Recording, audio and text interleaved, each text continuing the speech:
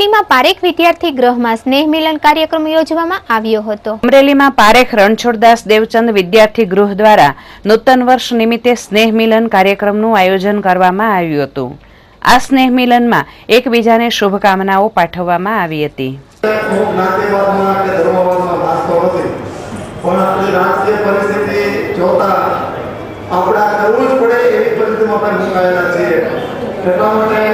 હું દરેક નાગરિકોને કહું છું કે સંગઠિત બનો અને ભેગા સાથે મળી અને કાર્ય કરીએ। આપણે કોઈ એમ ન માને કે અમને આમાં કહેવામાં નથી આવ્યું અથવા મને ખબર નથી કે અને મારા બાળકોને શુભાશીષ।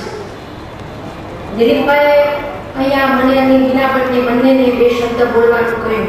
હિનાબેન તો છટકી ગયા, મારે શું કરવું, છટકવું હતું એટલે ના, પણ મારી પાસે એક ડાયરી હતી આજે, એટલે મેં કીધું ચાલો ભાષણમાંથી તો છટકી જઈશું। આજે થયું એવું કે બાલભવનની અંદર અમારા કવિ મિત્રોનું એક સ્નેહ સંમેલન હતું, એટલે મારા સદભાગ્ય અને તમારા દુર્ભાગ્ય મારી પાસે આ કવિતાની ડાયરી છે। મૂંઝાશો નહીં, બધી કવિતા નહીં વાંચું, નૂતન વર્ષને અનુલક્ષીને જે કવિતા છે એ જ હું તમારી સૌ સમક્ષ રજૂ કરીશ। હે આગમન, ખંખેરી વિહત વિષાદ